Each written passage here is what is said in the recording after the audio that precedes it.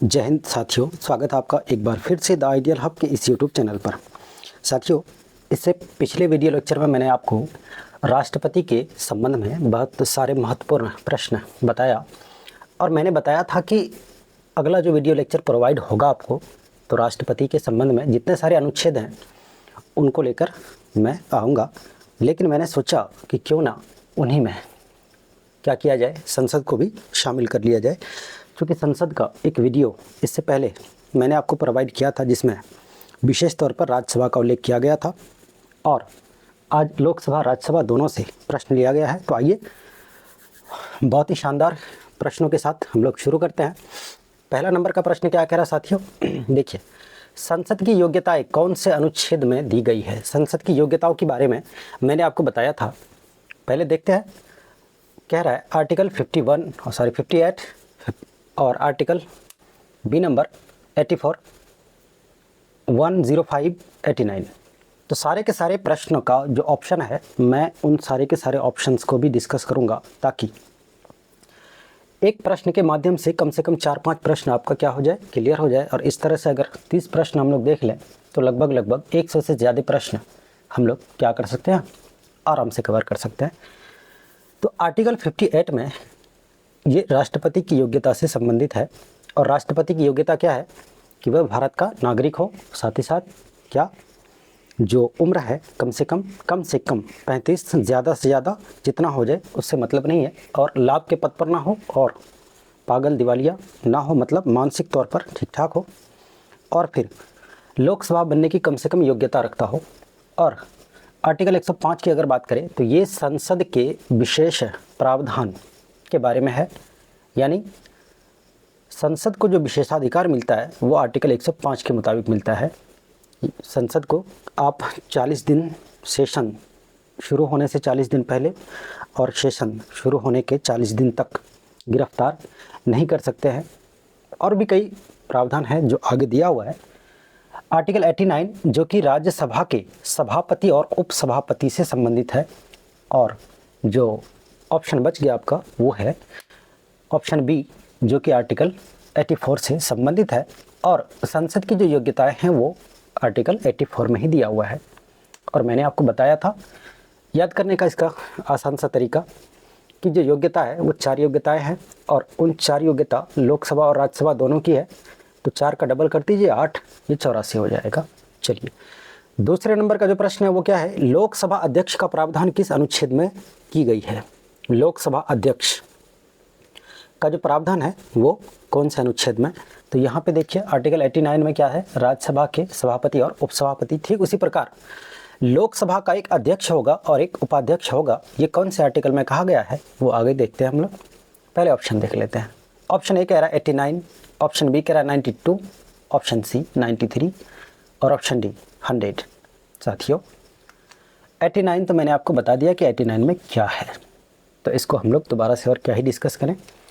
और लोकसभा का एक अध्यक्ष और उपाध्यक्ष होगा, इसका संबंध 92 से भी नहीं है। 92 में ये कहा गया है कि जब राज्यसभा के सभापति या उपसभापति पर क्या हो, कोई आरोप लगे, तो वो जब तक फैसला ना हो जाए तो अपने कार्यों का निर्वहन नहीं करेंगे। और आर्टिकल 100 क्या है, ये संसद की जो गणपूर्ति है, यानी क्वारम ऑफ द पार्लियामेंट। संसद की गणपूर्ति का मतलब क्या होता है कि कम से कम कितने सदस्य आए कि संसद का सदन जो संचालित हो वो कितने लोगों के आने से हो, कितने सदस्यों के कम से कम आने से हो। तो 1/10 या फिर 10% होता है, इस बात का ख्याल रखें। तो बचा कौन सा आर्टिकल, आर्टिकल 93। और इसी आर्टिकल में क्या कहा गया है कि लोकसभा का एक अध्यक्ष होगा और एक उपाध्यक्ष होगा, जो उन्हीं में से चयनित होगा, उन्हीं में से चुना जाएगा।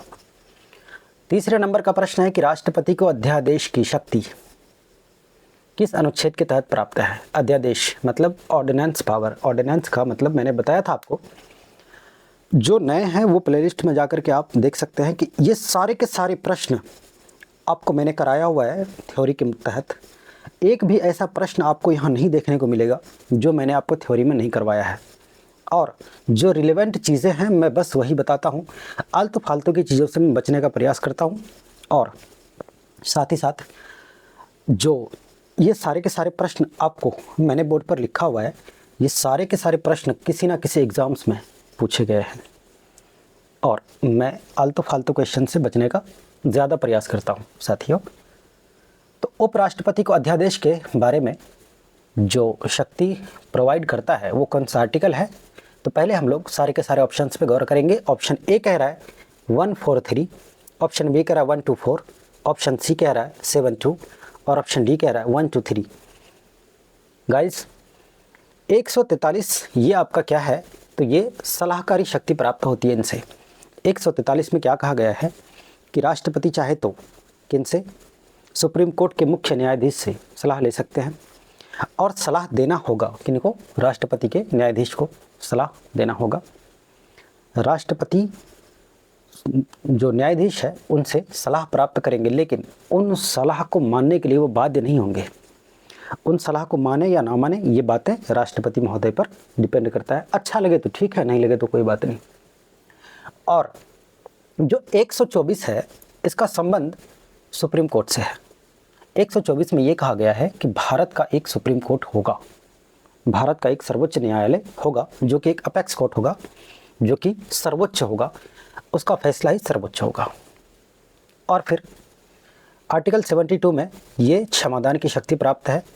क्षमादान की शक्ति प्राप्त होने का मतलब राष्ट्रपति चाहे तो किसी भी सज़ा को माफ़ कर दे, किसी भी सज़ा को कम कर दे या फिर किसी भी सज़ा को स्थगित कर दे कि फांसी, अगर किसी को फांसी की सज़ा हो गई, मान लीजिए वो तारीख डिसाइड हुआ कि 13 अगस्त को फांसी देनी है, राष्ट्रपति चाहे तो उसको बदल करके 25 अगस्त कर सकते हैं, 35 अगस्त नहीं कर सकते हैं, 25 अगस्त कर सकते हैं। और फिर साथियों बचा कौन सा ऑप्शन? Option D. और ऑप्शन डी में क्या कहा गया है? 1, 2, 3 यानी राष्ट्रपति अध्यादेश 123 के तहत जारी करेंगे। और ये जो जारी करेंगे ये अध्यादेश क्या होता है कि जब सदन सत्र में ना हो, मतलब संसद का सदन ना चल रहा हो, सत्र ना चल रहा हो, तो ऐसे में आवश्यकता के अनुसार राष्ट्रपति महोदय अपनी लिखित सिफारिश पर क्या करेंगे? एक कानून जारी करेंगे जिसको अध्यादेश कहा जाएगा। और जैसे ही संसद का सत्र शुरू होगा उसको कानूनी रूप लेना होता है। इसके लिए मैंने आपको बता रखा है और आगे प्रश्न भी है, देखेंगे हम लोग। चौथे नंबर का प्रश्न क्या कह रहा है कि संसद के सदस्यों को विशेषाधिकार प्राप्त है। अभी मैंने बता दिया कि जो संसद के सदस्य हैं इनको विशेषाधिकार 105 के तहत प्राप्त होता है, तो इसका ऑप्शन सी हो जाएगा। और बाकी जो ऑप्शंस है उसको हम लोग देख लेते हैं। 102 इसको मैं नहीं बताऊंगा। क्यों नहीं बताऊंगा? क्योंकि 102 यहाँ पे प्रश्न में दिया हुआ है, इसलिए मैं आपको ये नहीं बता रहा हूँ। और 100 मैंने आपको बता दिया संसद की गणपूर्ति से है, यानी कोरम ऑफ द पार्लियामेंट से है। 117 का संबंध ये वित्त विधेयक से है। वित्त विधेयक की जो परिभाषा है वो आर्टिकल 117 में दी गई है। 5वां नंबर का प्रश्न है साथियों, राष्ट्रपति की योग्यताएं किस अनुच्छेद के तहत दी गई है? तो आपने अगर गौर किया तो ऊपर के जो आर्टिकल्स है 58 में मैंने बता दिया आपको कि जो राष्ट्रपति की योग्यता है वो 58 में दिया गया है। और राष्ट्रपति की योग्यता क्या है वो भी मैंने बताया, फिर से बता रहा हूँ। वो क्या हो? भारत के नागरिक हो, आयु सीमा कम से कम 35 हो, लाभ के पद पर ना हो, पागल दिवालिया ना हो, वगैरह वगैरह। और आर्टिकल 56 क्या है साथियों? तो आर्टिकल 56 का जो संबंध है वो किससे है?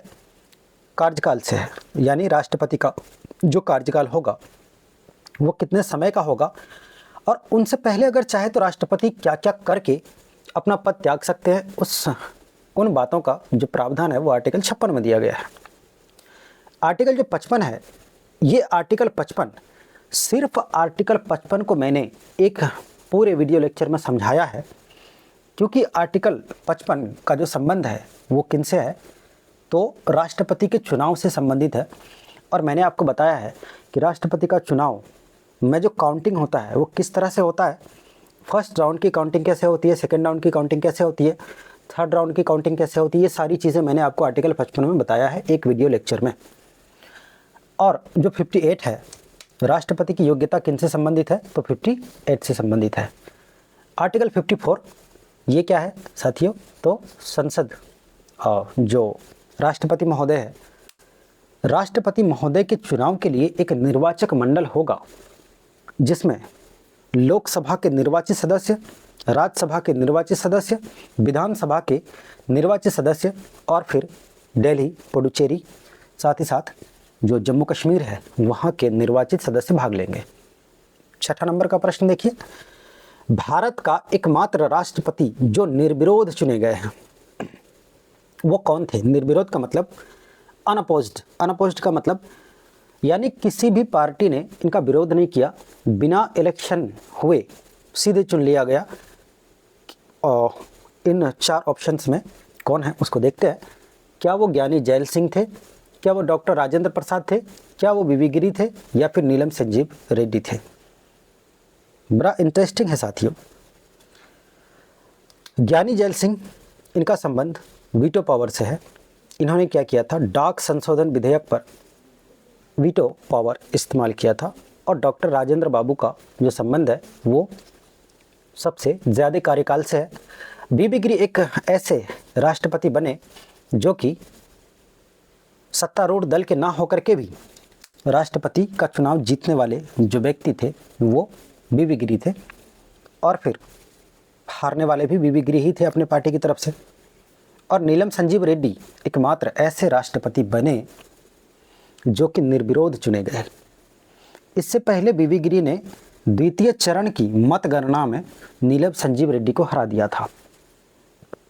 और नीलम संजीव रेड्डी कांग्रेस के प्रत्याशी होने के बावजूद हार गए, क्योंकि बीबी गिरी की तरफ से जो कांग्रेस के प्रधानमंत्री यानी भारत के प्रधानमंत्री इंदिरा गांधी थे, उन्होंने अंतरात्मा की जो आवाज़ थी, अंतरात्मा की आवाज़ से क्या किया? नीलम संजीव रेड्डी को हरवा दिया। लेकिन अगले इलेक्शन में फिर क्या हुआ? सारे के सारे पार्टियों में सहमति बनी और कोई ऐसा प्रत्याशी मिला ही नहीं जो इनके टक्कर का हो, तो नीलम संजीव रेड्डी निर्विरोध चुने गए। कितनी आश्चर्य की बात है। और नीलम संजीव रेड्डी ही एकमात्र ऐसे राष्ट्रपति बने जो सबसे कम उम्र में बने थे। चलिए 7वां नंबर का प्रश्न देखते हैं। भारत के राष्ट्रपति को शपथ का प्रावधान अनुच्छेद, कौन से अनुच्छेद में दिया गया है राष्ट्रपति के बारे में? मतलब राष्ट्रपति को जो शपथ दिलाया जाता है वो कौन से अनुच्छेद के तहत है? क्या वो 72 है? नहीं, क्योंकि मैंने आपको बता दिया ऊपर में कि 72 का संबंध किससे है, तो 72 का संबंध वो नहीं बताया है, वो आगे होगा शायद। हाँ, बता दिया। राष्ट्रपति का जो 72 का संबंध है वो क्षमादान शक्ति से है। ऑप्शन बी कह रहा है 61, ऑप्शन सी कह रहा है 62, ऑप्शन डी कह रहा है 143। साथियों, मैं आपको बता दूं कि ये 7वां नंबर का जो प्रश्न है, इनके ऑप्शंस जो सेट किया गया है, एक और ऑप्शन था ई, और उसमें था इनमें से कोई नहीं, जो कि मैंने जानबूझकर नहीं लिखा क्योंकि हम भारतीय जनता हैं और हम दिए हुए ऑप्शंस में किसी ना किसी एक को चुनने का प्रयास करते हैं, जबकि हमारे जो चुनाव है, चुनाव में नोटा भी दिया गया है और उसके तरफ हम लोग का ध्यान कभी नहीं जाता है। बहरहाल आर्टिकल 72 में क्या है? 72 में क्षमादान है। 61 में क्या है? तो 61 में साथियों ये राष्ट्रपति के अध्यादेश के बारे में बताया गया है। और आर्टिकल 62 में ये कहा गया है कि राष्ट्रपति का पद किसी भी हालत में 6 माह से ज़्यादा गैप नहीं होना चाहिए। राष्ट्रपति का जो पद है वो भर जाना चाहिए, 6 माह से अधिक समय तक खाली नहीं रहना चाहिए। और आर्टिकल 143 मैंने आपको बताया कि आर्टिकल 143 जो है वो सलाहकारी शक्ति से संबंध रखता है, यानी इसके तहत राष्ट्रपति चाहे तो वह सलाह प्राप्त कर सकते हैं। किनसे प्राप्त कर सकते हैं? तो सुप्रीम कोर्ट से। आइए अगले प्रश्न को देखते हैं। 8वां नंबर का जो प्रश्न है वो कह रहा है कि संसद के सदस्यों को शपथ कौन दिलाता है? जो संसद है उनके सदस्यों को शपथ कौन दिलाएगा? देखकर तो लग रहा होगा राष्ट्रपति, लोकसभा अध्यक्ष, उपराष्ट्रपति या फिर अस्थायी अध्यक्ष। देखिए, अगर लोकसभा के बाकी सदस्यों की बात की जाए तो उसके लिए एक प्रोटेम स्पीकर का चयन होता है, जो क्या करता है, सारे के सारे लोकसभा के सदस्यों को शपथ दिलाते हैं, फिर उनका पोस्ट समाप्त हो जाता है। सिर्फ और सिर्फ वो शपथ दिलाने आते हैं और फिर चले जाते हैं। लेकिन यहाँ बात लोकसभा की नहीं करी गई है, यहाँ बात है संसद के सदस्यों को शपथ कौन दिलाता है। तो संसद में दोनों सदस्य हैं, लोकसभा के भी सदस्य हैं, राज्यसभा के भी सदस्य हैं। तो राष्ट्रपति का जो शपथ का जो संबंध है वो किनसे है, मंत्रिपरिषद के सदस्यों से। मंत्रिपरिषद के जितने भी सदस्य होंगे उनको शपथ कौन दिलाएंगे, तो राष्ट्रपति महोदय। लेकिन क्या सारे के सारे संसद के सदस्य वो मंत्रिपरिषद के सदस्य होंगे? नहीं। संसद के सदस्यों में से कुछ जो 15%, लोकसभा के 15% ज़्यादा से ज़्यादा मेंबर क्या होंगे, वो मंत्रिपरिषद का हिस्सा होंगे। तो राष्ट्रपति का संबंध केवल उनसे है। लेकिन जो लोकसभा अध्यक्ष है ये क्या करते हैं, ये किसी को शपथ नहीं दिलाते हैं। और उपराष्ट्रपति राज्यसभा के सदस्यों को क्या करते हैं, शपथ दिलाते हैं। तो इसका मतलब ये सी और डी दोनों ऑप्शन क्या है, दोनों ऑप्शन सही है। 9वां नंबर का प्रश्न क्या कह रहा है कि राष्ट्रपति को सलाहकारी शक्ति किस अनुच्छेद से प्राप्त है। तो मैंने आपको बता दिया कि जो राष्ट्रपति महोदय हैं, आर्टिकल 143 के तहत उनको क्या प्राप्त है, सलाहकारी शक्ति प्राप्त है। तो ऑप्शन डी आपका सही हो जाएगा। लेकिन बाकी जो सारे ऑप्शंस हैं इन सबको हम लोग देख लेते हैं। ऑप्शन ए कह रहा है 1 2 3। तो 1 2 3 का जो संबंध है मैंने आपको बता दिया कि 1 2 3 अध्यादेश जारी करने से है। और अध्यादेश क्या होता है, कैसा होता है, सारी चीज़ें मैंने वो थ्योरी में पूरी तरह से बता रखी है। और फिर अगला ऑप्शन कह रहा है 57 का जो संबंध है साथियों, ये री इलेक्शन से है। री इलेक्शन का मतलब इसमें ये बताया गया है कि भारत में कोई व्यक्ति कितनी बार राष्ट्रपति पद के लिए निर्वाचित हो सकता है। तो राष्ट्रपति पद के लिए निर्वाचित होने वाले सदस्यों के बारे में कहा गया है और ये बताया गया है कि कोई व्यक्ति जितनी बार चाहे, जनता उनको जितनी बार चाहे वो राष्ट्रपति बन सकता है, इसमें कोई बड़ी बात नहीं है। और आर्टिकल 107 का जो संबंध है वो क्या है, आर्टिकल 107 में क्या है, तो जो साधारण विधेयक है उनसे है। 10वां नंबर का प्रश्न है, किस अनुच्छेद के तहत राष्ट्रीय आपातकाल का प्रावधान है। मैंने बताया था आपको कि जो भारत में आपातकाल है वो 3 तरह के आपातकाल का प्रोविज़न है भारत के संविधान में। और वो कौन कौन है, तो 352 है, 356 है और 360 है। 52 में 4 जोड़ते हैं 56 प्राप्त होता है, 56 में 4 जोड़ते हैं 60 प्राप्त होता है। और 360 में वित्तीय आपातकाल है, फाइनेंशियल इमरजेंसी है। और 368 इसका जो संबंध है ये संविधान संशोधन से है। और आर्टिकल 55 मैंने आपको अभी बताया कि भारत के जो राष्ट्रपति का चुनाव प्रोसेस है, प्रोसेस का जो संबंध है वो आर्टिकल 55 से है। और बचे कौन, बचे बी। ये आवश्यक नहीं है कि जो बचा वही होगा, ऑप्शन में नहीं भी हो सकता है, लेकिन ये है। आर्टिकल 352 में ये कहा गया है कि भारत में अगर भारत का किसी दूसरे देश के साथ युद्ध शुरू हो गया या फिर किसी देश ने भारत पर आक्रमण कर दिया और हम लोग खामोश अभी देख रहे हैं कि उनको क्या करना है, या फिर तीसरी बात कि भारत की जो जनता है वो आर्म्स रिवोल्ट कर दे, तब ऐसे में जो राष्ट्रपति है साथियों, आर्टिकल 352 के तहत क्या करेंगे, इमरजेंसी की घोषणा करेंगे। भाइयों और बहनों, हमारे देश में इमरजेंसी लगाया जा रहा है। चलिए अगला प्रश्न है 11वां नंबर का, अनुच्छेद 107 का संबंध किससे है। देखिए मैंने आपको बता दिया है, अभी बताया। अगर आपने ध्यान दिया हो तो आप इसका आंसर दे सकते हैं, नहीं दिया ध्यान तो कोई बात नहीं, ध्यान दे दें यहाँ पे।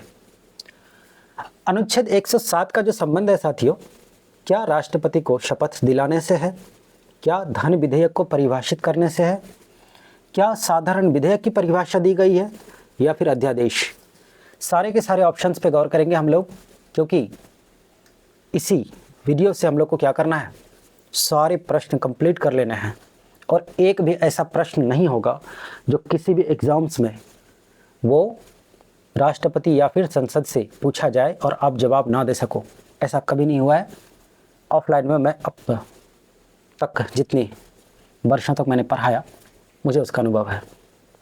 ऑनलाइन तो कुछ ही दिनों से आ रहा हूँ मैं। तो ऑप्शन ए कह रहा है राष्ट्रपति को शपथ, जिसका प्रोविज़न आर्टिकल किस में दिया गया है, 60 में दिया गया है, लेकिन यहाँ पे 107 है। धन विधेयक 110 में है और साधारण विधेयक की जो परिभाषा है वो 107 में है और अध्यादेश ये 123 में है। धन विधेयक 110 में, राष्ट्रपति को शपथ आर्टिकल 60 में दिया गया है। और राष्ट्रपति को शपथ कौन दिलाता है, तो भारत के मुख्य न्यायाधीश। और धन विधेयक की परिभाषा 110 में है और फिर 123 का जो संबंध है वो अध्यादेश से है। और साधारण विधेयक की जो परिभाषा है वो अनुच्छेद 107 में दिया गया है। Definition of a simple bill. Guys अगले प्रश्न की ओर चलते हैं। प्रश्न संख्या 12 कह रहा है अनुच्छेद 111 का संबंध किससे है। अनुच्छेद 111 का संबंध किससे है। क्या संसद की गणपूर्ति से? जी नहीं, संसद की गणपूर्ति 100 में है। लोकसभा का कार्यकाल? बिल्कुल नहीं। लोकसभा का जो कार्यकाल है, लोकसभा का जो टर्म है, बताइए कौन से आर्टिकल में है। जब लोकसभा और राज्यसभा मैंने पढ़ाया था तो आपको समझाया था, बताया था कि कार्यकाल 5 साल किसका, लोकसभा का, 6 साल किसका, 6 साल राज्यसभा का। जब जोड़ेंगे तो 6 और 5 कितना होता है, 11 होता है। 8 और 3 भी 11 होता है। तो इसका जो संबंध है वो 83 से है, आर्टिकल 83 से है। याद रखने के लिए, बाकी आप समझदार हैं, पढ़ेंगे जितना उतना याद होता जाएगा। और ऑप्शन सी कह रहा है राष्ट्रपति का कार्यकाल। तो राष्ट्रपति का जो कार्यकाल है साथियों, मैंने आपको अभी अभी बताया कि राष्ट्रपति का जो कार्यकाल है वो आर्टिकल 56 में दिया गया है। और राष्ट्रपति की वीटो शक्ति, जी हाँ, राष्ट्रपति को 3 तरह की वीटो शक्ति प्राप्त है और 3 ठो एक भी है। 3 से आप 3 वीटो शक्ति ध्यान रख सकते हैं। वीटो शक्ति 3, आर्टिकल 111 जोड़ेंगे तो भी 3, ऐसे में भी 3, जोड़ेंगे तो भी 3, वीटो शक्ति भी 3। चलिए अगले प्रश्न की ओर प्रस्थान करते हैं हम लोग। 13वां नंबर का प्रश्न कह रहा है कि धन विधेयक की जो प्रक्रिया का उल्लेख है, धन विधेयक की प्रक्रिया का उल्लेख पूछ रहा है। धन विधेयक की परिभाषा नहीं पूछ रहा है, धन विधेयक की प्रक्रिया, procedure of a money bill. Guys, procedure of a money bill in which article. तो ऑप्शन ए कह रहा है 109, ऑप्शन बी कह रहा है 110, ऑप्शन सी कह रहा है 117, ऑप्शन डी कह रहा है 107। 110 का संबंध वो परिभाषा से है। धन विधेयक की जो परिभाषा है वो आर्टिकल 110 में दी गई है। और 117 में क्या दी गई है, तो 117 में साथियों वो है आपका वित्तीय जो विधेयक है उसकी परिभाषा है। और फिर 107 में क्या दिया हुआ है, तो 107 में साधारण विधेयक की परिभाषा है। साधारण विधेयक की परिभाषा 107 में है। और फिर बचा कौन, ऑप्शन ए 109। तो आवश्यक नहीं है कि 109 हो ही जाए, नहीं भी हो सकता है। इसलिए चारों में से हम लोग ऑप्शन ढूंढने का प्रयास ना करें। जैसा कि दिए हुए कैंडिडेट में से हम लोग कैंडिडेट ढूंढने का प्रयास ना करें, क्योंकि लास्ट में नोटा दिया हुआ है। नोटा को कभी कभी जिताइए, फ़ायदा होगा इससे। चलिए, तो ऑप्शन ए सही हो जाएगा आपका। 14वां नंबर का जो प्रश्न है वो क्या कह रहा है, किसी विधेयक को पुनर्विचार के लिए लौटाने की शक्ति राष्ट्रपति को किस संविधान संशोधन में प्राप्त हुआ है। मतलब किस संविधान संशोधन से प्राप्त हुआ है। क्या वो 17वां है? जी नहीं। 17वां का संबंध किससे है, दिल्ली और पुदुचेरी को किसमें, निर्वाचन मंडल में शामिल किया गया, उसका संबंध इससे है। और जो 42वां है, 42वां का संबंध किनसे है, तो 42वां में बाध्य किया गया था। 42वां में राष्ट्रपति को मंत्री परिषद की सलाह मानने पर बाध्य किया गया था, इसका संबंध 42वां से है। और 84वां, 42वां में और भी बात है, ऐसा नहीं है कि सिर्फ 42वां में बाध्य किया गया था, जी नहीं। 42वां को मिनी कॉन्स्टिट्यूशन कहा जाता है, उसमें बहुत सी बातें हुई थी। जिसमें एक बात ये थी कि जो भारत में सीटें प्रोवाइड की जाएंगी लोकसभा, राज्यसभा और विधानसभा में, वो 1971 की जनगणना पर आधारित होंगी और ये सीटें 2000 तक यथावत रहेंगी। यथावत रहने का मतलब स्थिर, फ्रीज्ड। और जैसे ही 84वां संविधान संशोधन आपको देखने को मिले तो इसका डबल कर देना और काम भी डबल कर देना। काम डबल करने का मतलब काम ये हुआ कि अब 2000 नहीं, अब 2026 तक कर दिया गया, लेकिन जनगणना वही रहेगा। यानी 1971 की जनगणना पर जो सीटें प्रोवाइड हुई है वो 2026 तक रहेंगी। 2026 के बाद जो प्रथम जनगणना होंगी उसमें क्या किया जाएगा, फिर सीटों को बदला जाएगा। जहां जिस हिसाब से सीटें देनी चाहिए उतनी सीटें दी जाएंगी। बहरहाल तो ये भी नहीं होगा। अब बचे कौन, 44वां पुनर्विचार के लिए लौटाने के लिए 44वां संविधान संशोधन जो कि संबंधित है किनसे, संबंधित है मोरारजी देसाई की सरकार से। और ये हुआ कब था, तो 44वां संविधान संशोधन ये हुआ था 1978 में। और जो 1978 है, 78 में ही क्या किया गया, ये कहा गया कि भाई आखिरकार वो भारत के राष्ट्रपति हैं, सारी की सारी शक्तियाँ उनसे ना छीनी जाए, कम से कम एक शक्ति तो दे दो। वो एक शक्ति क्या थी कि किसी विधेयक को पुनर्विचार के लिए लौटाना। ये बात कहा गया अनुच्छेद संविधान संशोधन 44 के मुताबिक। बहरहाल आगे बढ़ते हैं। 15 नंबर का जो प्रश्न है, कह रहा है कि राष्ट्रपति को मंत्री परिषद की सलाह मानने पर बाध्य किया गया। ये तो मैंने बता दिया आपको, ये बाध्य किया गया था 42वां संविधान संशोधन में। उसके बाद इन सबको भी देख लेते हैं। देखिए, फर्स्ट कॉन्स्टिट्यूशनल जो अमेंडमेंट था, इसका जो संबंध था वो क्या था, ये लैंड रिफॉर्म्स को लेकर था और 9वीं अनुसूची जोड़ी गई। और 9वीं अनुसूची में क्या था, लैंड रिफॉर्म्स था, जिसके तहत क्या हुआ, जिसके तहत साथियों जो रुपया पैसा का संबंध था उसको मौलिक अधिकार से हटा करके एक लीगल राइट बनाया गया, एक कानूनी अधिकार बनाया गया। उसके बाद जो 52वां है, तो 52वां संविधान संशोधन, इसका जो संबंध है वो दल बदल, दल फिर बदल, एक तो दल फिर ऊपर से बदल। और 73वां का जो संबंध है वो है किनसे, तो पंचायती राज से संबंधित है। जब इन सब पर आएंगे हम लोग तो इनको हम लोग बहुत बेहतरीन ढंग से देखेंगे। अगला नंबर में चलते हैं साथियों। 16वां नंबर का जो प्रश्न है वो कह रहा है, किस विधेयक पर राष्ट्रपति को वीटो शक्ति प्राप्त नहीं है। वीटो शक्ति प्राप्त नहीं है, प्राप्त है ऐसा नहीं, वीटो शक्ति प्राप्त नहीं। क्या वो संविधान संशोधन विधेयक है, क्या वो धन विधेयक है, या फिर वो साधारण विधेयक है, या फिर वो ए और बी यानी संविधान संशोधन विधेयक साथ ही साथ धन विधेयक, क्या वो दोनों है। किस विधेयक पर राष्ट्रपति महोदय को वीटो शक्ति प्राप्त नहीं है, यानी आर्टिकल 111 के तहत वीटो शक्ति जो प्राप्त होता है, इन चार में से एक ऐसा ऑप्शन होगा या फिर एक से ज़्यादा भी हो सकता है जिसमें वीटो राष्ट्रपति महोदय नहीं लगा सकते। क्या वो ऑप्शन ए है, क्या बी है, क्या सी है, या फिर डी है। देखिए, सबसे पहली बात, धन विधेयक जो है वो राष्ट्रपति की पूर्व अनुमति से ही पेश होते हैं। और पेश होते कहाँ, लोकसभा में पेश होते हैं। तो इस पर तो वीटो लगेगा नहीं, क्योंकि राष्ट्रपति महोदय ने सलाह दिया तभी तो, अनुमति दिया तभी तो हम लोगों ने क्या किया, मतलब हम लोगों ने नहीं, लोकसभा वालों ने क्या किया, धन विधेयक पेश किया। तो फिर इसमें वीटो पावर कैसे इस्तेमाल कर सकते हैं, आप नहीं कर सकते।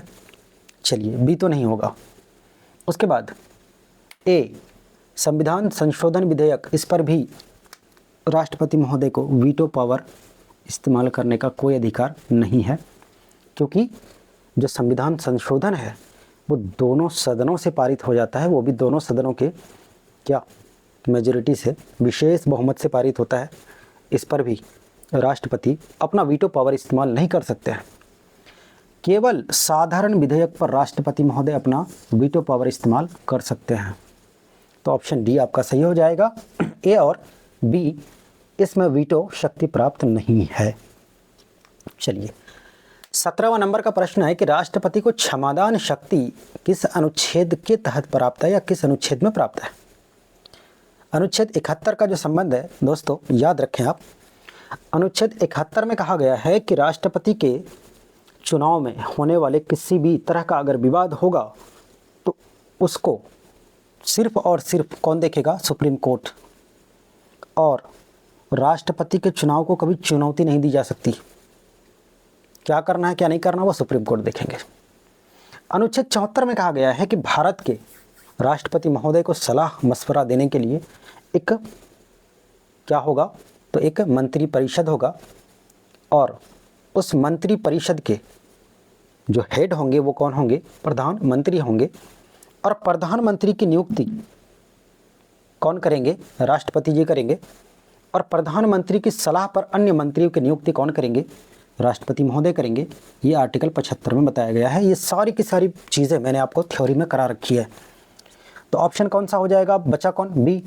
बी में क्षमादान शक्ति प्राप्त है, यानी बी में ये कहा गया है कि राष्ट्रपति किसी की सज़ा को माफ़ करेंगे, कम करेंगे, स्थगित करेंगे, जो हो, जो उनकी इच्छा हो वो करेंगे। लेकिन इच्छा उनकी किन पर निर्भर करती है, उनकी इच्छा मंत्री परिषद की सलाह पर निर्भर करती है। 18वां नंबर का जो प्रश्न है वो है धन विधेयक संसद के किस सदन में पेश किया जाता है।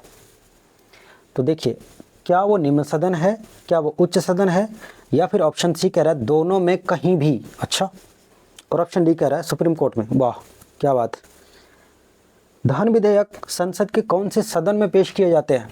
धन विधेयक का उच्च सदन से कोई लेना देना नहीं है। उच्च सदन का मतलब राज्यसभा, और राज्यसभा को केवल 14 दिन का समय दिया जाता है ये पूछने के लिए कि आप इससे सहमत है या नहीं है। राज्यसभा वाले अगर कह दे कि हम सहमत नहीं हैं तो भी कोई बात नहीं, 14 दिन के बाद वो पारित हो ही जाएगा। और राष्ट्रपति इसमें अपना वीटो पावर इस्तेमाल नहीं कर सकते। क्यों नहीं कर सकते, क्योंकि उनकी पूर्व अनुमति से ही लोकसभा यानी निम्न सदन क्या धन विधेयक पेश करते हैं। तो साथियों, निम्न सदन से ताल्लुक़ रखता है कौन, धन विधेयक। और जब भी नहीं हुआ तो फिर ऑप्शन सी भी नहीं होगा, क्योंकि दोनों में कहीं भी कह रहा है। और सुप्रीम कोर्ट का इससे कोई लेना देना नहीं है। 19वां नंबर का प्रश्न क्या है, देखिए, ऐसा उम्मीदवार जो सत्तारूढ़ दल का प्रत्याशी होने के बावजूद राष्ट्रपति चुनाव हार गया, वो कौन था। तो मैंने आपको बता दिया, वो नीलम संजीव रेड्डी जी थे। चलिए ऑप्शन देख लेते हैं। डॉक्टर राजेंद्र प्रसाद, ये सबसे लंबे समय तक राष्ट्रपति के पद पर बने रहे थे। पंडित नेहरू, ये तो राष्ट्रपति नहीं थे, ये तो प्रधानमंत्री थे, भारत के पहले प्रधानमंत्री। और स्वतंत्र भारत के भी पहले प्रधानमंत्री कौन थे, पंडित जवाहरलाल नेहरू। और बीबी गिरी वो राष्ट्रपति थे जिन्होंने क्या किया था, इसमें चुनाव जीता था, यानी नीलम संजीव रेड्डी महोदय हारे थे। तो ऑप्शन डी सही हो जाएगा, क्योंकि ऑप्शन डी कह रहा है इनमें से कोई नहीं, तो इनमें से कोई ऑप्शन है भी नहीं। 20वां नंबर का प्रश्न है, भारतीय संविधान में कैबिनेट यानी मंत्रिमंडल शब्द का उल्लेख किस अनुच्छेद में किया गया है। पहले तो मैं आपको ये बता दूं कि मंत्रिमंडल होता क्या है, कैबिनेट क्या होता है। देखिए, भारत के राष्ट्रपति को सलाह देने के लिए क्या होगा, एक मंत्री परिषद होगा।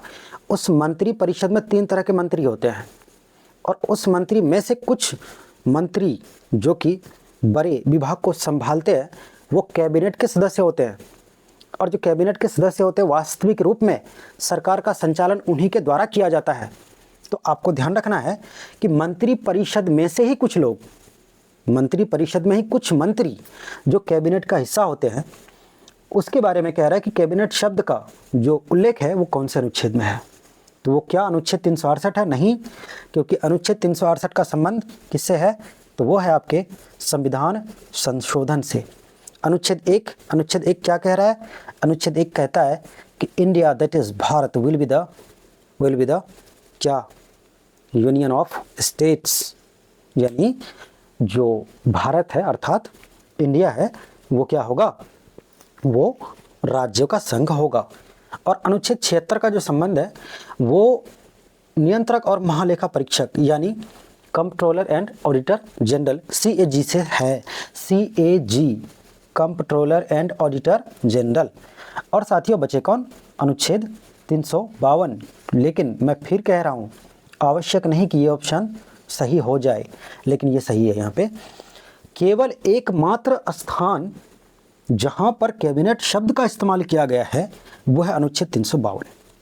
अब ये कैसे इस्तेमाल है, वो भी डायरेक्ट रूप से नहीं है, वो भी कैसे बता रहा हूँ मैं आपको। इसमें कहा गया है कि अगर राष्ट्रपति राष्ट्रीय आपातकाल की घोषणा करेंगे तो सिर्फ मौखिक रूप से नहीं करेंगे, कैबिनेट की लिखित सिफारिश पर। तो कैबिनेट की लिखित सिफारिश पर, तो कैबिनेट शब्द का उल्लेख आया ना लिखित सिफारिश पर, तो उस तरह से कैबिनेट शब्द का उल्लेख है अनुच्छेद 352 में। अनुच्छेद 352 का संबंध किससे है, तो राष्ट्रीय आपातकाल से संबंधित है। और राष्ट्रीय आपातकाल कैसे लगाया जाता है इधर मैंने आपको बता दिया यहाँ पे। चलिए आगे देखते हैं 21वां नंबर का प्रश्न। किसकी नियुक्ति राष्ट्रपति द्वारा नहीं की जाती है, राष्ट्रपति द्वारा नहीं की जाती है। तो मैंने आपको नियुक्ति संबंधी कार्य या प्रशासनिक संबंधी कार्य बताया था कि भारत की प्रधानमंत्री की नियुक्ति कौन, राष्ट्रपति करेंगे। राज्यपाल की नियुक्ति कौन करेंगे, राष्ट्रपति करेंगे। हाई कोर्ट और सुप्रीम कोर्ट के न्यायाधीश की नियुक्ति कौन करेंगे, राष्ट्रपति करेंगे। लेकिन उपराष्ट्रपति का नियुक्ति, उपराष्ट्रपति की नियुक्ति नहीं होती है, उपराष्ट्रपति का चुनाव होता है। और उपराष्ट्रपति का चुनाव हम लोग तो आगे देखिए यहाँ पे लिखा हुआ है साफ साफ, नेक्स्ट पार्ट वाइस प्रेसिडेंट। तो अगर मैं अभी आपको बता दूं तो अगला जो पार्ट है आपको देखने में मज़ा नहीं आएगा। और मैं एक बात क्लियर बता दूं आपको कि अगर आपको राष्ट्रपति के अनुच्छेद याद है तो गारंटी है, दावे के साथ कह रहा हूँ, आपको वाइस प्रेसिडेंट का जो आर्टिकल है वो याद करने की आवश्यकता नहीं होगी। मैथ के माध्यम से जोड़ घटा करके मैं क्या करूँगा, वो आपको याद करवा दूंगा। और मैं किसी तरह का कोई ट्रिक इस्तेमाल नहीं करता हूँ, मैं उन चीज़ों से बचने का प्रयास करता हूँ और बचता भी हूँ। क्योंकि एक ट्रिक याद रखने में आपको फिर से क्या करना होगा, उस ट्रिक को याद करना होगा। तो उससे अच्छा है कि याद ही क्यों ना कर लें, फालतू के ट्रिक वरी के चक्कर में नहीं जाएं। लेकिन मैं आपको क्लियर बता रहा हूँ, अगर आपको प्रेसिडेंट के सारे आर्टिकल आज कंप्लीट हो गए तो वाइस प्रेसिडेंट में मैं आपको कुछ ऐसा बताऊंगा जो आप देखते ही बस माइंड से कैलकुलेट करके निकाल लेंगे। चलिए 22वां नंबर का प्रश्न क्या कह रहा है, एक अध्यादेश की जो वैधता है वो अधिकतम कितने दिन तक रहती है, मतलब वैलिडिटी ऑफ एन ऑर्डिनेंस। एक अध्यादेश की जो वैधता है वो अधिकतम कितने समय तक, कितने दिन तक। देखिए कितने दिन यहाँ पे लिखा हुआ है, ये कितने दिन कोई ज़रूरी नहीं है, कितने दिन, कितने समय तक, कितने समय तक रहती है। क्या वो 6 महीना है, क्या वो 12 महीना है, क्या वो 6.5 महीना है, क्या वो 1.5 साल है। 1.5 साल का मतलब 1.5 वर्ष, यानी 1 वर्ष 6 महीना को 1.5 वर्ष बोला जाता है। 12 महीना प्लस 6 महीना 18 महीना को 1.5 वर्ष बोला जाता है। तो क्या 6 माह है, जी नहीं, 6 माह तो बिल्कुल नहीं है। क्योंकि अध्यादेश के लिए मैंने आपको बताया था कि कम से कम जो 6 माह है वो तो सत्र का गैप होता है। अब सत्र का गैप जैसे ही सत्र में क्या हुआ, जो सदन हुआ स्टार्ट हुआ और सत्र शुरू होते ही ये अध्यादेश मंजूर हो जाए, ऐसा तो नहीं हो सकता है। तो 6 माह तो बिल्कुल गलत जवाब है। और 12 महीना ये ज़्यादा हो रहा है, ज़्यादा दिन का गैप हो रहा है, इसलिए इसको हम लोग नहीं मानेंगे। ऐसे भी देख रहे हैं कि 12 महीना बहुत ज़्यादा है। 1.5 साल, जब 12 महीना ज़्यादा है तो 1.5 साल बहुत ज़्यादा है। तो इस तरह से ऑप्शन सी हो जाएगा। और मैंने आपको क्लियरली बताया था कि 6 महीना और फिर 1.5 महीना यानी 7.5 महीना, लेकिन यहाँ पे ऑप्शन में 6.5 महीना है। साथियों 7.5 महीना है, 7.5 आपको देखने में मिस हो रहा है, 6.5 महीना लिखा हुआ था, 7.5 महीना, 6 महीना प्लस 1.5 महीना, 7.5 महीना। और 7.5 माह क्यों होता है, थ्योरी में मैंने बता रखा है। 23वां नंबर का जो प्रश्न है वो क्या है, राज्यसभा का पदेन सभा क्या होता है, पदेन सभापति। राज्यसभा का पदेन सभापति का उल्लेख किस अनुच्छेद में मिलता है। तो राज्यसभा का जो पदेन सभापति है, क्या वो अनुच्छेद 92 में है, क्या 89 में है, क्या 86 में है, या 88 में है। राज्यसभा का पदेन सभापति कौन होता है, उपराष्ट्रपति। उपराष्ट्रपति का पद हमारे देश के लिए आवश्यक नहीं था। लेकिन सदन के संचालन के लिए कौन से सदन, तो हमारे देश में 2 सदन होते हैं, लोकसभा और राज्यसभा। तो राज्यसभा के सदन का संचालन करने के लिए हम लोगों ने उपराष्ट्रपति का पद ग्रहण किया अमेरिकी संविधान से, और ये कहा गया कि जो सभापति होंगे वो भारत के उपराष्ट्रपति होंगे, और ये आर्टिकल है आपका 89। इधर मैंने आपको बता भी दिया था। बहरहाल ए अनुच्छेद कौन सा 92, तो अनुच्छेद 92 में क्या है कि अगर सभापति पर या उपसभापति पर कोई आरोप लगाया और प्रोसीजर चल रहा है निलंबन का, तो उस निलंबन की प्रोसीजर के दौरान वो अपने कार्यों का निर्वहन नहीं करेंगे, ये आर्टिकल 89 कहता है। उसके बाद आर्टिकल 86 क्या कहता है साथियों, तो आर्टिकल 86 कहता है कि जो सदन का संचालन शुरू होगा, यानी सत्र शुरू होगा, वो राष्ट्रपति के किससे, राष्ट्रपति के अभिभाषण से, स्पीच से शुरू होगा, आर्टिकल 86 कहता है। और आर्टिकल 88 क्या कहता है कि भारत के क्या होंगे, एक महान्यायवादी होंगे जो जब चाहे तो लोकसभा में, राज्यसभा में, या फिर कहाँ पर, सुप्रीम कोर्ट में जाकर के बैठ सकते हैं, बैठ ही नहीं सकते बल्कि प्रश्न भी पूछ सकते हैं। चलिए 24वां नंबर का प्रश्न क्या कह रहा है उसको देखते हैं। भारत के महान्यायवादी, अरे भैया ये तो हो गया भाई, कोई बात नहीं। भारत के महान्यायवादी का उल्लेख आर्टिकल 88 में दिया गया है, ये तो मैंने बता दिया, लेकिन बाकी आर्टिकल को भी देख लेते हैं। आर्टिकल 76, इसका संबंध कंट्रोलर एंड ऑडिटर जनरल से है, नियंत्रक एवं महालेखा परीक्षक से है। और आर्टिकल 93 का संबंध किससे है, तो आर्टिकल 93 का संबंध है कि भारत में जो निम्न सदन होगा, यानी लोकसभा सदन, उसके लिए क्या होगा, एक क्या अध्यक्ष और एक उपाध्यक्ष होगा जो अपने में से ही चुना जाएगा। और अनुच्छेद 123 अध्यादेश के बारे में बताता है कि अध्यादेश जो होगा वो 123 के तहत अध्यादेश की शक्ति राष्ट्रपति को प्राप्त है, जिसकी अधिकतम अवधि 7.5 महीना होता है। चलिए अगले प्रश्न को देखते हैं, 25वां नंबर का प्रश्न। राष्ट्रपति पर महाभियोग शब्द का उल्लेख किया गया है। राष्ट्रपति पर महाभियोग लगेगा, इस बात का उल्लेख, सिर्फ उल्लेख पूछ रहा है, महाभियोग की प्रक्रिया नहीं पूछ रहा है। महाभियोग की प्रक्रिया अलग बात है, महाभियोग का उल्लेख अलग बात है।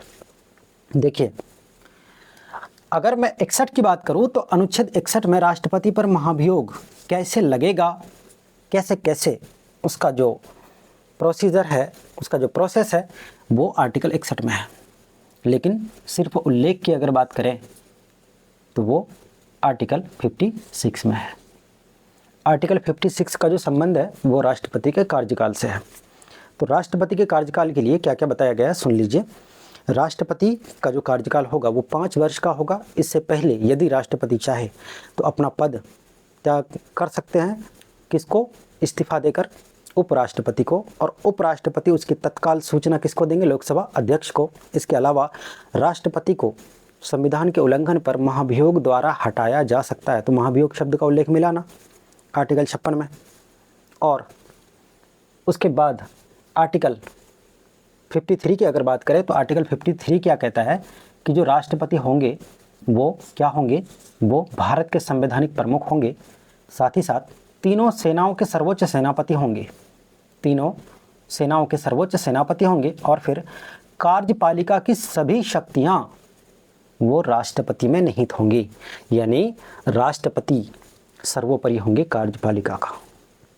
और फिर अनुच्छेद 52 क्या कहता है, there shall be a president of India, यानी भारत के एक राष्ट्रपति होंगे। ध्यान रखें इन बातों का। तो राष्ट्रपति पर महाभियोग शब्द का उल्लेख कौन से आर्टिकल में है, आर्टिकल 56। अगला प्रश्न देखिए क्या कह रहा है। राष्ट्रपति द्वारा अनुच्छेद 108 के तहत बुलाए गए संयुक्त अधिवेशन की अध्यक्षता निम्न में किसके द्वारा की जाएगी। एक तो प्रश्न में ही देखिए कितने सारे प्रश्न बन रहे हैं। राष्ट्रपति द्वारा अनुच्छेद 108 के तहत बुलाए गए संयुक्त अधिवेशन, इसका मतलब संयुक्त अधिवेशन कौन बुला सकते हैं? राष्ट्रपति। संयुक्त अधिवेशन का प्रावधान कौन से आर्टिकल में है? 108। 108 का संबंध किन से? संयुक्त अधिवेशन। संयुक्त अधिवेशन बुलाएंगे कौन? राष्ट्रपति। और अध्यक्षता की अगर बात करी जाए तो अब देखिए ऑप्शन को देखते हैं। क्या वो लोकसभा अध्यक्ष होंगे? क्या वो राष्ट्रपति होंगे? क्या उपराष्ट्रपति होंगे? या फिर क्या उपसभापति होंगे? तो दोस्तों, राष्ट्रपति सिर्फ क्या करेंगे? संयुक्त अधिवेशन बुलाएंगे, अध्यक्षता नहीं करेंगे। अध्यक्षता की जहाँ तक बात है तो चलिए देखेंगे।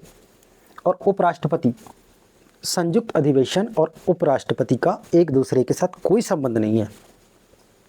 और जब उनका कोई संबंध है ही नहीं तो फिर उपसभापति कहाँ से आ जाएंगे? उपसभापति का मतलब क्या है कि राष्ट्रपति, राष्ट्रपति के बाद उपराष्ट्रपति, और ये जो उपराष्ट्रपति हैं ये उपराष्ट्रपति क्या होंगे? राज्यसभा के पदेन सभापति। जब पदेन सभापति का ही इन यहाँ पे कोई काम नहीं है तो उपसभापति का तो कोई काम होगा ही नहीं। तो ये तीन ऑप्शन तो चला गया। लेकिन क्या लोकसभा अध्यक्ष, ये ऑप्शन सही है या नहीं, इसको देखते हैं। जी हाँ, ये ऑप्शन सही है, क्योंकि संयुक्त अधिवेशन में जो अध्यक्षता करेंगे तो वो कौन करेंगे? वो करेंगे लोकसभा के अध्यक्ष महोदय। उसके बाद 27वां नंबर का प्रश्न है कि संयुक्त अधिवेशन निम्न में किस विधेयक पर नहीं बुलाया जा सकता? संयुक्त अधिवेशन जो बुलाया जाएगा वो किस पर बुलाया जाएगा और किस पर नहीं बुलाया जाएगा, इसके बारे में हम लोग को क्या करना है? नंबर का प्रश्न क्या कह रहा है कि संयुक्त अधिवेशन निम्न में किस विधेयक पर नहीं बुलाया जा सकता है? संयुक्त अधिवेशन कौन से विधेयक पर नहीं बुलाया जाएगा? ऐसा नहीं कि सारे के सारे विधेयक पर ही संयुक्त अधिवेशन बुलाया जाएगा ही जाएगा। ऑप्शन ए कह रहा है संविधान संशोधन विधेयक, ऑप्शन बी कह रहा है धन विधेयक, ऑप्शन सी कह रहा है वित्त विधेयक, और ऑप्शन डी कह रहा है सभी। क्या इन सब पर संयुक्त अधिवेशन नहीं बुलाया जाएगा? तो देखिए, मैंने आपको ऊपर बता दिया कि जो संयुक्त अधिवेशन है वो किस पर नहीं बुलाया जाएगा? संविधान संशोधन पर तो नहीं बुलाया जाएगा, धन विधेयक पर भी नहीं बुलाया जाएगा, और फिर वित्त विधेयक पर नहीं बुलाया जाएगा। तो इसका मतलब ऑप्शन डी आपका क्या है? सही है, बिल्कुल सही जवाब है। अगला प्रश्न है 28 नंबर का जो प्रश्न है वो क्या कह रहा है? संसद के सदस्यों की अयोग्यता, योग्यता नहीं अयोग्यता, संसद के सदस्यों की अयोग्यता का प्रावधान किस अनुच्छेद में किया गया है? क्या वो अनुच्छेद 101 है? क्या वो अनुच्छेद 102 है? क्या वो अनुच्छेद 105 या फिर अनुच्छेद 86? अनुच्छेद 86 क्या है साथियों? तो राष्ट्रपति का जो अभिभाषण है, यानी राष्ट्रपति के अभिभाषण से क्या होगा? सत्र शुरू होगा। ये कौन बताता है? आर्टिकल 86। आर्टिकल 105 क्या बताता है? तो संसद के सदस्यों का जो विशेषाधिकार है वो आर्टिकल 105 के तहत दिया गया है। और अनुच्छेद 101 और 102 इन दोनों में ही क्या है? ये दोनों संबंधित है संसद की अयोग्यता से। योग्यता नहीं, योग्यता तो आर्टिकल 84 में है। आर्टिकल 84 के तहत योग्यता है, और अयोग्यता आर्टिकल 101 और 102 इन दोनों में अयोग्यता का प्रावधान किया गया है। इस बात का ध्यान रखें आप। चलिए, 29वां नंबर का प्रश्न है कि अनुच्छेद 78 का संबंध किससे है? तो अनुच्छेद 78 की बात हो रही है, 78 की बात हो रही है। 74 में क्या है? भारत के राष्ट्रपति को सलाह देने के लिए एक मंत्री परिषद होगा, और उस मंत्री परिषद में जो प्रधानमंत्री है उसकी नियुक्ति राष्ट्रपति महोदय करेंगे, और बाकी मंत्रियों की नियुक्ति भी कौन करेंगे? प्रधानमंत्री की सलाह पर राष्ट्रपति ही करेंगे। ये 75 में है, 74 75 समझ गए। 76 का संबंध कंट्रोलर एंड ऑडिटर जनरल से है। जो 78 है साथियों, तो 78 का संबंध क्या है? तो देखिए, पहले ऑप्शन देख लेते हैं। क्या वो प्रधानमंत्री के कर्तव्यों से है? क्या राष्ट्रपति के विशेषाधिकार से है?